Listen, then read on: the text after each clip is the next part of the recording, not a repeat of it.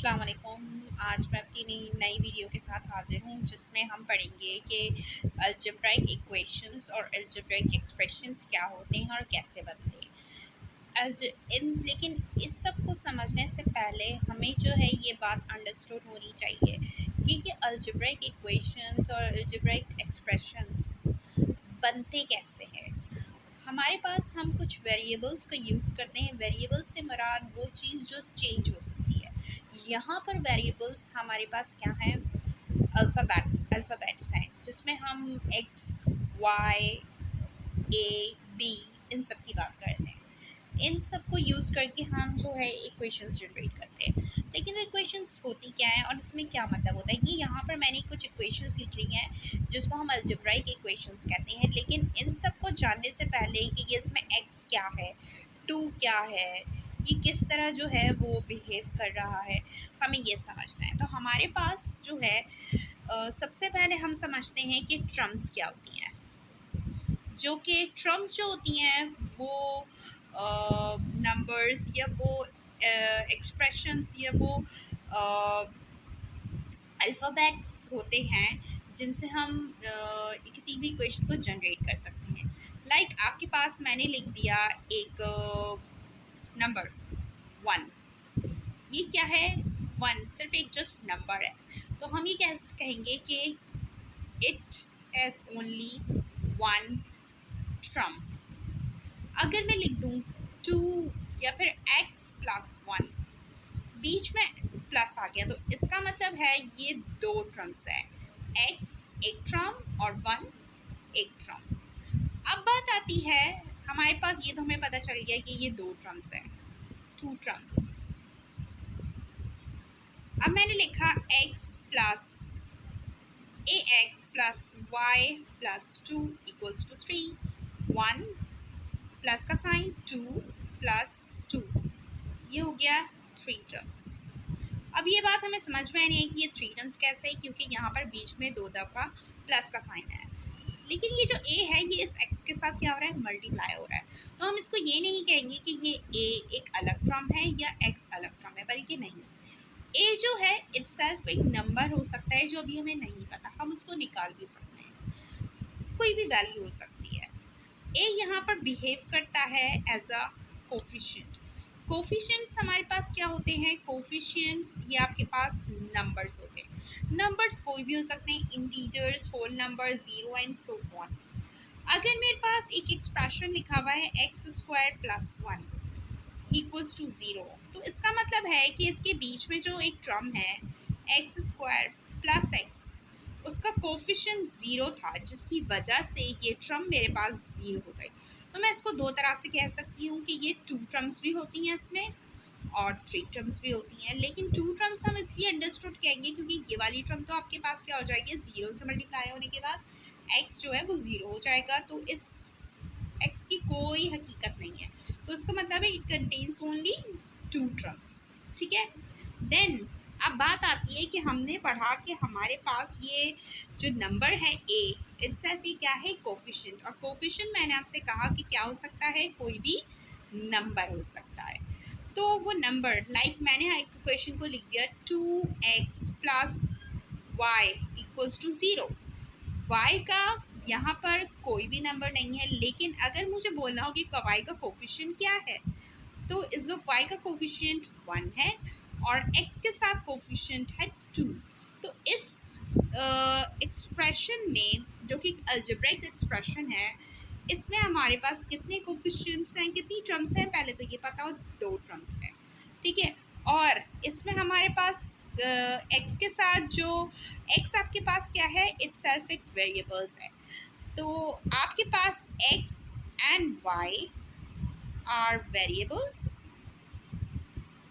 Because ये alphabets हैं। ये वेरिएबल्स जो है मिलाकर एक इक्वेशन को जनरेट कर रहे हैं। और जो ये नंबर्स हैं 2 एंड 1, ये क्या है? x और y के कोफिशिएंट्स हैं। ठीक है। अब अगर मैं इक्वेशन लिखूं तो 2 एंड 1 आर कोफिशिएंट्स। अब जैसे मैंने ये इक्वेशन लिखी थी x square plus 1 equals to 0।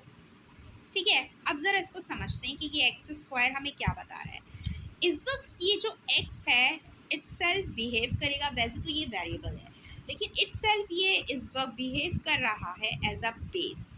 Base जो है वो वैल्यू होती है, वो नंबर या कोई अल्फ़ाबेट हो सकता है जिसके ऊपर आपके पास कोई पावर हो।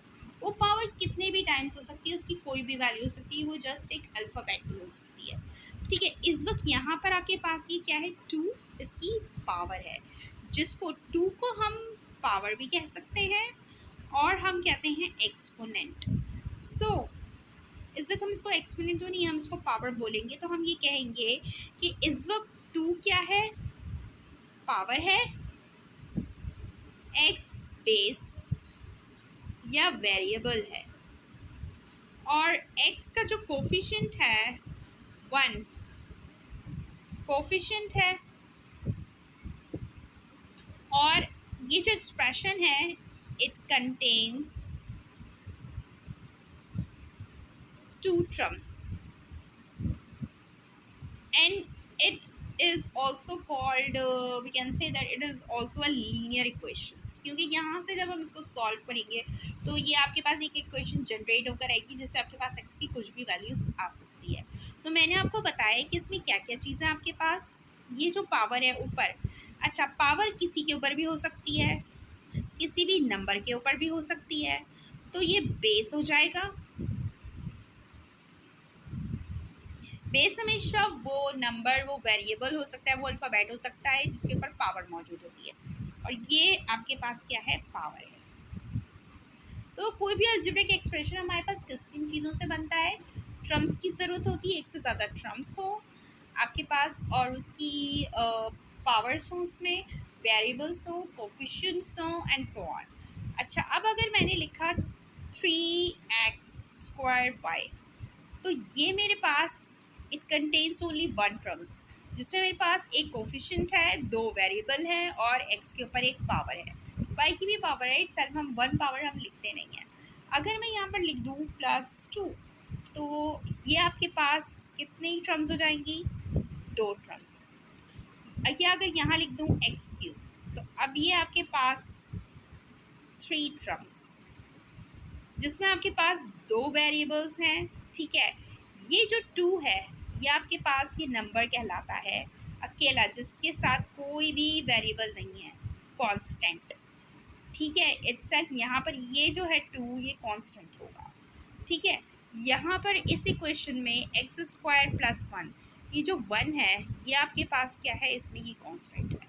ठीक है, तो मेरे ख्याल से आपको समझ आ गया होगा कि अकेला नंबर जो होता है वो किसी भी अलजेब्रिक एक्सप्रेशन में वो कांस्टेंट कहलाता है, और जिसके ऊपर पावर होती है वो बेस होता है। ठीक है, वेरिएबल हमारे पास एक से ज़्यादा होते हैं जो कि आपके पास मिलकर कुछ इक्वेशंस जनरेट करते हैं, उसके साथ अगर कोई नंबर है या कोई अल्फ़ाबेट है तो वो उसका क्या है, कोफिशिएंट है, कोई भी वैल्यू हो सकती है, 2 3 एंड सो ऑन, और जो उसके ऊपर पावर होती है वो नंबर होता है, वो उसके ऊपर का पावर कहलाता है। ठीक है, नंबर एक टर्म भी हो सकती है, 2 टर्म भी हो सकती है। अगर लिखा हुआ है 3x/y तो it contains also only 1 term, जिसमें 2 वेरिएबल्स हैं आपके पास। ठीक है, जो कि डिवाइड हो रहा है, बीच में प्लस माइनस नहीं है, लेकिन अगर प्लस माइनस इन्वॉल्व हो जाता है तो हम ये कहते हैं कि ये आपके पास 2 टर्म्स बन गई हैं। ठीक है, जिसमें 1 यहाँ पर क्या है, आपके पास कांस्टेंट है।